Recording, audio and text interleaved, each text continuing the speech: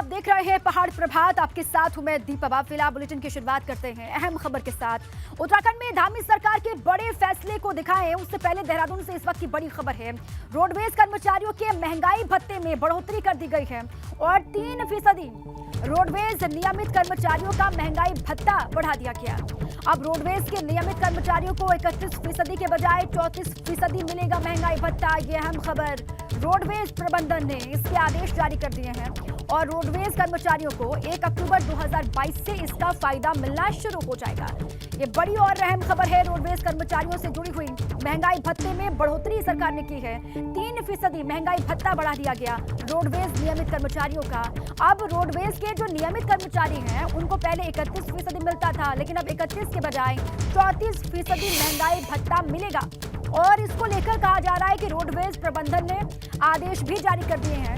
Roadways के जो कर्मचारी हैं उनको 1 अक्टूबर 2022 से इसका फायदा मिलने वाला है। और देखिए इसके साथ ही अब आगे बढ़ते हैं। उत्तराखंड में अब जबरन धर्मांतरण कानून यूपी से भी कठोर हो जाएगा। धर्मांतरण के कानून को तोड़ने वालों को 10 साल तक की सजा हो सकती है और सजा के साथ साथ जुर्माना भी लगाया जा सकता है। धामी कैबिनेट की बैठक में यह बड़ा फैसला लिया गया जिसमें कई ऐसे प्रावधान हैं जो लव जिहाद करने वालों पर भी भारी पड़ सकते हैं।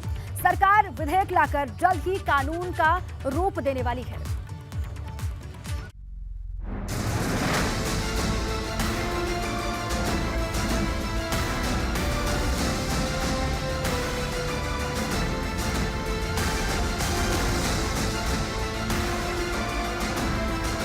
धर्मांतरण पर धामी कैबिनेट ने बड़ा फैसला लिया है। कैबिनेट की बैठक के दौरान धर्मांतरण कानून को और सख्त बनाने पर मुहर लगी है। कैबिनेट में प्रस्ताव आया है कि धर्मांतरण कानून में संशोधन किया जाएगा, जिसके बाद उत्तराखंड में जबरन धर्मांतरण बेहद ही संगीन अपराध हो जाएगा।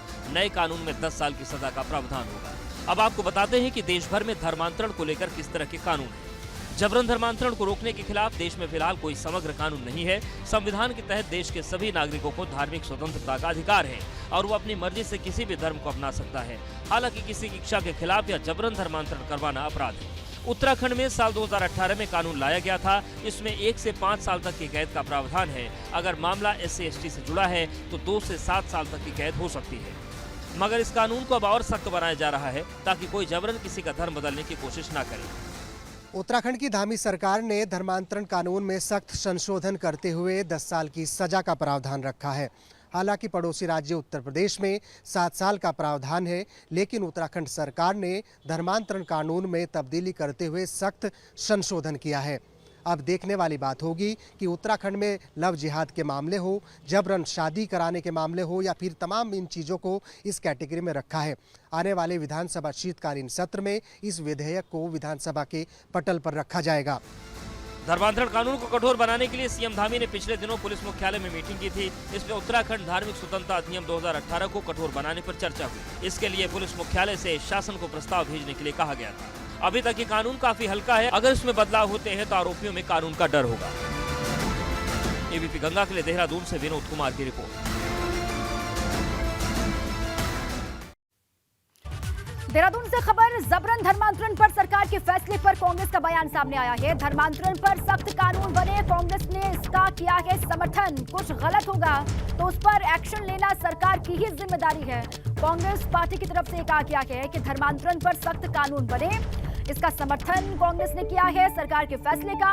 और ये भी साथ में कहा कि अगर कुछ गलत होगा तो उस पर एक्शन लेना सरकार की ही जिम्मेदारी है। निश्चित तौर पर अगर इस प्रकार की कोई गतिविधि सरकार के संज्ञान में आती है कि जबरन धर्मांतरण कराया जा रहा है तो उसको रोकना सरकार का कर्तव्य है। पहले से ही जो कानून हमें उपलब्ध हैं, IPC में जो सारी व्यवस्थाएं हैं उसके अनुसार सरकार को कार्रवाई करनी चाहिए। तो कांग्रेस ने सरकार के इस फैसले का समर्थन किया है। अब आगे बढ़ते हैं, आपको सीधे देहरादून लिए चलते हैं। वहां से मेरे साथी रवि कैंतुरा जुड़ चुके हैं। उन्हीं के पास किस तरीके से हलचल है, जो फैसले लिए गए हैं उसको लेकर के किस तरीके से वो वहां पर लोगों का रिएक्शन देख पा रहे हैं, ये जानने की कोशिश करते हैं। रवि, तमाम बड़े फैसले हैं जिनके बारे में हमने तफसील से दर्शकों को बताया भी है, वो बड़े बिंदु हमने सामने रखे हैं दर्शकों के। सबसे बड़ा और कठोर फैसला जबरन धर्मांतरण को लेकर जो सरकार ने लिया है उसको माना जा रहा है। इसको लेकर वहां पर किस तरीके का रिएक्शन लोगों का आपको मिल रहा है, लोग किस तरीके से बातें कर रहे हैं रवि? बिल्कुल दीपा, देखिए समय की भी मांग थी कि जिस तरीके से जबरन धर्मांतरण किया जा रहा है, किसी की मजबूरी का फायदा हो या फिर तमाम और वजह, इस तरीके से धर्मांतरण जबरन ना हो, धार्मिक स्वतंत्रता तो हो लेकिन किसी की मजबूरी का फायदा उठाकर उसको जबरन धर्मांतरण ना किया जाए, इसको लेकर सख्ती हो और यही सख्ती धामी सरकार की इस कैबिनेट में देखने को मिली है। मेरे साथ युवा पीढ़ी है और तमाम जो है वो छात्र छात्राएं भी मौजूद हैं जो इस बात को बखूबी समझते हैं कि किस तरीके से धर्मांतरण को लेकर आज एक सख्त कानून की आवश्यकता है। शुरुआत करता हूं मैं बातचीत की, आप नाम के साथ बताइए किस तरीके से देख रहे हैं इस पूरे मामले को। मेरा नाम प्रज्ञा है। भारतीय संविधान, हमारे संविधान ने हमें अधिकार दिया हुआ है कि हम कोई भी धर्म मान सकते हैं, किसी भी धर्म पे अपने आप अगर हम चाहें तो अपना वो फॉलो कर सकते हैं। लेकिन कोई भी अगर किसी तरह की मजबूरी का फ़ायदा उठा रहा है, चाहे वो इमोशनली हो, फाइनेंशियली हो या फिजिकली हैरेस करके किसी को धर्म परिवर्तन कराए, तो काफ़ी संगीन जुर्म है और मैं इसकी काफ़ी सराहना करती हूँ कि धामी सरकार ने ये फैसला। कल एक फैसला जो कैबिनेट में लिया गया, अभी तक आप देखते हैं क्योंकि तमाम तरीके के वीडियोस इस तरीके के वायरल होते हैं, जबरन धर्मांतरण होता है, तो इस तरीके के सख्त कानून की कितनी ज़रूरत आप महसूस करते हैं? जी, ऐसे कानूनों की सख्त ज़रूरत है क्योंकि आजकल जैसा कि हम पिछले केसेस से देखते हैं, आजकल ये मामले बहुत बढ़ रहे थे। ज़्यादातर धर्म परिवर्तन कराया जा रहा था, जबरन जो करा जाता है, तो उसके लिए ऐसे ज़रूरी था कि यह होना चाहिए, आप बताइए। हाँ सर, जरूरी है, बहुत ज़रूरी था। लेकिन कुछ और लोग भी हमारे साथ मौजूद हैं। सर, किस तरीके से देखते हैं धामी सरकार के इस महत्वपूर्ण फैसले? निश्चित रूप से ये समय की मांग भी थी कि इस तरह के नियम और कायदे और कानून बने। जिस तरह की पिछले यदि हम बहुत सारी घटनाओं को देखें तो उन घटनाओं को देखते हुए समय की मांग भी थी और निश्चित रूप से यह कानून एक न केवल मील का पत्थर साबित होगा बल्कि जो जबरन जो धर्म परिवर्तन किए जा रहे हैं उन पर लगाम भी लगेगी और समाज में इसका एक बहुत अच्छा मैसेज भी जाएगा। ऐसे लोगों को जमानत नहीं मिल पाएगी, 10 साल तक की सज़ा होगी, क्या इससे और कठोर इसे होना चाहिए? अभी जो फैसला लिया गया है, इतने आप लोग सहमत हैं? देखिए सर, मेरा मानना है कि भारत एक लोकतांत्रिक देश है और इस देश में हर एक व्यक्ति को अपनी धार्मिक स्वतंत्रता का पूरा अधिकार है। मैं इस सरकार के इस फैसले का मैं बहुत स्वागत करती हूँ। बहुत अच्छी बात है। गरीबी के नाम पर, प्रेम के नाम पर आपको धर्म परिवर्तन चाहिए क्यों? आपको क्यों चाहिए धर्म परिवर्तन? किसी भी व्यक्ति को आप वैसे स्वीकार करें जिससे आप उस धर्म से प्रेम करते हैं। मैं सरकार के इस फैसले का बहुत बहुत स्वागत करती हूं और बिल्कुल निश्चित तौर से इसमें और कड़े कदम उठाने चाहिए। आपकी क्या राय है मैम इस पर? देखिए, अभी जो ये फैसला धामी कैबिनेट के द्वारा आया है, हम देख रहे हैं कि इन्होंने धर्म स्वतंत्रता विधेयक पर संशोधन किया है और मुझे मालूम है ये सिर्फ हमारी प्रदेश सरकार के लिए नहीं और बल्कि पूरे भारत में इसको एक सराहनीय कदम माना जाएगा क्योंकि इन्होंने बड़े सख्त कानून बना दिए हैं और इसे और कड़ा किया जाए ताकि हम जो इसे अब जघन्य अपराध की श्रेणी में ले आए हैं, गैर जमानती हमने इसको अपराध मान लिया है और कड़े अगर हम इसमें कानून बनाए जा सकें। देखिए, कुछ और लोग और भी हमारे साथ हैं क्योंकि इससे पहले सुप्रीम कोर्ट ने भी कहा था कि केंद्र सरकार इसको थोड़ा सा गंभीरता से ले, इस तरीके के मसले आ रहे हैं देश में।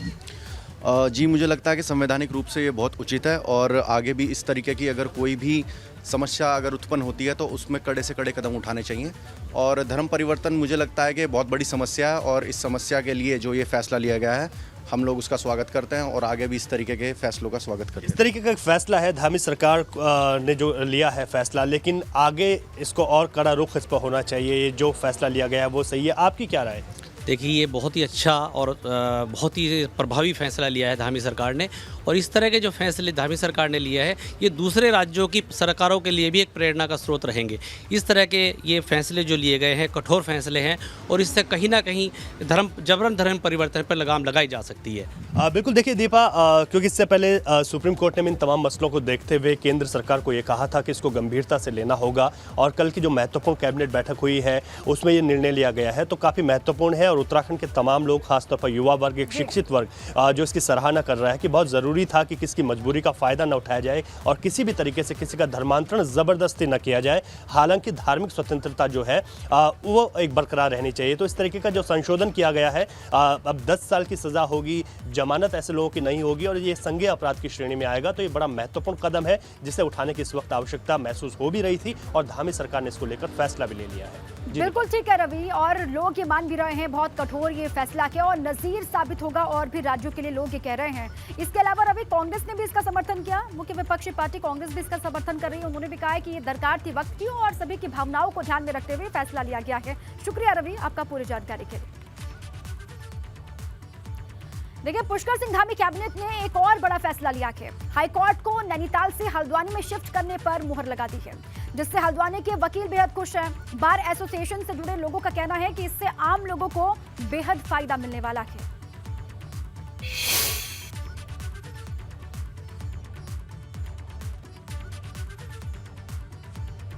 किया जाएगा नैनीताल से हाईकोर्ट को। यह फैसला जब निकल करके सामने आया, धामी कैबिनेट ने इस पर मुहर लगाई, तो किस तरीके से वकील खुशी मनाते हुए दिखाई दे रहे हैं, मिठाई खिला करके खुशी का इजहार वो कर रहे हैं। और वकीलों ने कहा है कि इससे जो लोग हैं उनको फायदा मिलेगा, हल्द्वानी के लोगों को सीधा फायदा इससे पहुंचेगा। ने मंजूरी दी है, ये बहुत अच्छी सराहनीय है, क्योंकि नैनीताल में जगह बहुत कम है और लोगों को आने जाने में असुविधा होती है। खासकर मेरे शोषित समाज को, अनुसूचित समाज को इसमें बहुत परेशानी होती है। पहाड़ों पर चढ़ाई करने के लिए दूर दराज से, जसपुर से कहाँ से लोग आते हैं और वहाँ स्टे करना पड़ जाता है, बर्फ पड़ जाता है। देखिए, हाईकोर्ट को नैनीताल से हल्द्वानी के गोलापार में शिफ्ट किया जाएगा। सरकार के इस फैसले पर हाईकोर्ट के बार एसोसिएशन के अध्यक्ष प्रभाकर जोशी और बड़े वकीलों का भी रिएक्शन सामने आया है। कई लोग समर्थन कर रहे हैं तो कई अपनी अपनी अलग अलग राय दे रहे हैं।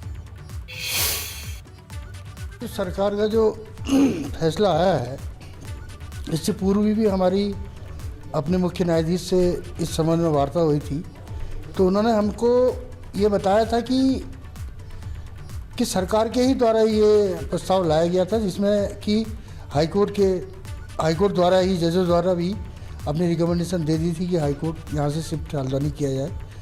और जो सरकार का और जो चीफ जस्टिस साहब का कहना था कि वादकारियों के हितों को देखते हुए ये निर्णय लिया जा रहा है।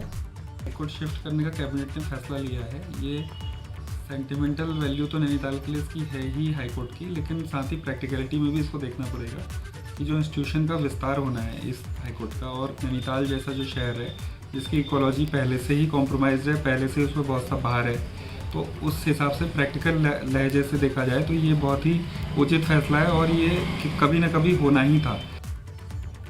तो नैनीताल से हाईकोर्ट को हल्द्वानी शिफ्ट किया जाएगा। लंबे वक्त से इसको लेकर भी मांग उठ रही थी। अब धामी सरकार ने मुहर लगा दी है। हल्द्वानी में किस तरीके की हलचल है, लोग क्या कुछ कह रहे हैं। हल्द्वानी से मेरे साथी अंकित शाह जुड़ चुके हैं, सीधे उन्हीं का रुख कर लेते हैं। अंकित, देखिए, वकीलों को हमने सुना, वो मिठाई भी बांट रहे हैं, खुशी का इजहार भी कर रहे हैं, और ये कहा जा रहा है कि लंबे वक्त से हम ये बात कह रहे थे, ये मांग कर रहे थे, और अब सरकार ने उनकी मांग पर ध्यान दिया है, इस पर मुहर लगा दी है। अब वहाँ के लोग किस तरीके से इसको लेकर रिएक्ट कर रहे हैं, अंकित? जिस तरह से कल धामी सरकार ने जो डिसीजन लिए हैं उसमें एक बड़ा अहम डिसीजन है हाई कोर्ट को लेकर। अब नैनीताल हाई कोर्ट अब हल्द्वानी में आपको देखने को मिलेगा, और जैसे ये डिसीजन आया, वकीलों में खुशी की लहर दौड़ पड़ी। वकीलों का साफ तौर पर कहना है कि ये धामी सरकार का डिसीजन है काफ़ी अहम माना जा रहा है, और इस डिसीजन से लोगों को काफ़ी फायदा होगा, वकीलों को फायदा होगा, जो क्राइम के जो यहाँ पर अपने केसेस लड़ने आते हैं उनको फायदा होगा। अब यहाँ पर जो जनता है, आम जनता, उनको वो किस तरह से देखते हैं, यहाँ पर हमारे साथ कुछ लोग हैं, उनसे बात करेंगे।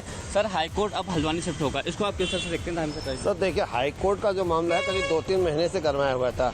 इसकी कसरत से लड़ाई खत्म है। सरकार की पहल का हम स्वागत करते हैं। इससे हमारी जनता का, यहाँ पर देखिए, जनता में जो हल्द्वानी की है उस सभी को फायदा होगा। नैनीताल जो है एक पर्यटक स्थल है, वहाँ पर हर आदमी के बजट से बाहर है, क्योंकि हल्द्वानी एक ऐसा क्षेत्र है जो पहाड़ से भी, प्लेन से, सभी जगह मिलता है। यहाँ पर महंगाई स्तर कम है, होटल से कम रेट में मिलेंगे, लोगों को जन सुविधा होंगी। जन सुविधा में क्या हुआ कार्य महत्वपूर्ण है। हम सरकार के पहल का स्वागत करते हैं। दीपा, और लोग भी हैं, इन्होंने सरकार के पहल की है, उनका स्वागत किया है। कुछ और हैं, उनसे पूछेंगे। सर, आज ये जो डिसीजन लिया है धामी सरकार ने हाईकोर्ट को लेकर, किस तरह से आप देखते हैं? जी, जो पहल गवर्नमेंट ने की है इस टाइम, बहुत अच्छी पहल की है। हाईकोर्ट जो हल्द्वानी में शिफ्ट होने जा रहा है, बहुत अच्छी पहल है। उत्तराखंड वासियों के लिए एक मेन स्थान है हल्द्वानी शहर, जो कि आने जाने वाले लोगों के लिए भी बढ़िया रहेगा, और जो क्षेत्रीय लोग हैं, ग्रामीण यहाँ के लोग भी सरकार के फैसले का स्वागत कर रहे हैं, और ये कहा जा रहा है कि बहुत सारी चीजें आसान हो जाएंगी, रिजनेबल है यहाँ पे हर चीज, और आसानी से लोग यहाँ पर पहुँच पाएंगे। लोग इस फैसले का स्वागत कर रहे हैं, हल्द्वानी के भी। शुक्रिया अंकित पूरी जानकारी के लिए। आगे बढ़ते हैं, बड़ी खबर है, उत्तराखंड के मदरसों से जुड़ी हुई बड़ी खबर है। मदरसों में शुरू की जाएगी स्काउट गाइड की इकाई। सभी शिक्षण संस्थानों में स्काउट एंड गाइड होगा अनिवार्य। ये बड़ी खबर। संस्कृत विद्यालयों, मदरसों और निजी स्कूलों में भी ये लागू किया जाएगा। सभी जिलों में जिला स्काउट मास्टर तैनात किए जाएंगे, ताकि बच्चों को स्कूली शिक्षा के साथ साथ अनुशासन और व्यवहारिक नैतिक मूल्यों का भी ज्ञान मिल सके। उधम सिंह नगर से खबर है। उधम सिंह नगर के पुलभुट्टा थाना पुलिस को चेकिंग के दौरान बड़ी सफलता हाथ लगी है। पुलिस ने चेकिंग के दौरान एक कार से 63,70,000 की नकदी और 11.5 किलो पुरानी चांदी बरामद की है। थाना पुलिस ने रूटीन चेकिंग के दौरान खटीमा से आती हुई कार को रोका तो उस कार में पुलिस के द्वारा डिग्गी खोलकर जब देखा गया तो पुलिस ने देखा कि डिग्गी में तिजोरी बनी हुई है और तिजोरी से ही ये कैश और ये चांदी पुलिस ने बरामद की है। वहाँ लोहे का बक्सा वो सीट के नीचे। फुलबट्टा पुलिस द्वारा रैंडम चेकिंग जो करने के दौरान एक संदिग्ध गाड़ी जो है चेकिंग से बाहर भाग गई, तो इसको तुरंत जो है रोका गया। तो उसमें कुछ चीज़ें संदिग्ध थी, तो उन्होंने पीछे वाला सीट में एक लॉकर टाइप बनाया हुआ था, तो एक सेफ टाइप बनाया हुआ था। उसमें जो है कुल मिला के 63,70,000 कैश और 11.5 किलो चांदी मिला है। किसी का कोई पेपर वेपर कुछ भी नहीं था, कोई डॉक्यूमेंट्स नहीं था और संतोषजनक जवाब भी नहीं दे पाए। इतना भारी मात्रा में कैश और सोने का जो गिट्टे होते हैं वो चांदी का गिट्टे जो होते हैं वो क्यों कैरी कर रहे करके, तो इसलिए वो सब सील कर दिया गया। सील करके इनकम टैक्स को सूचित कर दिया गया। अब इनकम टैक्स उसका अग्रिम पूछताछ किया जा रहा है। अब धामी सरकार के बड़े फैसलों की बात करते हैं। देहरादून में हुई धामी कैबिनेट की बैठक में 29 प्रस्तावों पर मुहर लगी है, लेकिन उनमें से 20 फैसले ऐसे लिए गए जिससे उत्तराखंड में बहुत कुछ आने वाले वक्त में बदल जाएगा। सबसे पहले उन 20 फैसलों को देखिए, उसके बाद हम 3 ऐतिहासिक निर्णयों के बारे में विस्तार से बात करेंगे। पहला, हाईकोर्ट नैनीताल से हल्द्वानी शिफ्ट होगा और यूपी से सख्त धर्मांतरण कानून बनेगा। धर्मांतरण संज्ञेय अपराध माना जाएगा। पहला आपके सामने है, नैनीताल से हल्द्वानी शिफ्ट होगा हाईकोर्ट, यूपी से सख्त धर्मांतरण कानून बनेगा। दूसरी ये बड़ी खबर, बड़ा फैसला, अवैध धर्मांतरण संज्ञेय अपराध माना जाएगा। ये तीसरा बड़ा फैसला। चौथा, धर्मांतरण पर अधिकतम 10 साल सजा का प्रावधान होगा। अपनी सरकार पोर्टल के लिए रिक्रूटमेंट प्रस्ताव और नजूल भूमि विधेयक 2021 वापस लिया। उत्तराखंड दुकान और स्थापन विधेयक 2022, कूड़ा फेंकना अधिनियम लागू किया गया है। इसके अलावा RWD राशि 15 करोड़ से बढ़कर असीमित की गई। 4200 ग्रेड पे के साथ ये कहा जा रहा है कि एडिशनल सब इंस्पेक्टर पद मंजूर हो गया है। ये तमाम बड़े फैसले हैं। केदारनाथ धाम में ओम मूर्ति की स्थापना होगी। 13 अग्निशमन नियमावली को कैबिनेट की अनुमति। पंचायती राज अधिनियम में संशोधन, अर्थदंड का प्रावधान किया गया है और श्रीनगर नगर निगम पालिका विवाद पर सब कमेटी का गठन। जमरानी बांध परियोजना में पुनर्वास प्रस्ताव मंजूर हो गया है। 4G मोबाइल कनेक्टिविटी बढ़ाई जाएगी और मोबाइल टावर के लिए 2000 वर्ग गज जमीन मुफ्त है। 19 जल विद्युत परियोजनाओं के लिए उपकरण बनेंगे और 20वां बड़ा फैसला है, THDC और UGVNL के बीच उपकरण बनाए जाएंगे। और इसी के साथ ही पहाड़ प्रभात में अभी के लिए बस इतना ही।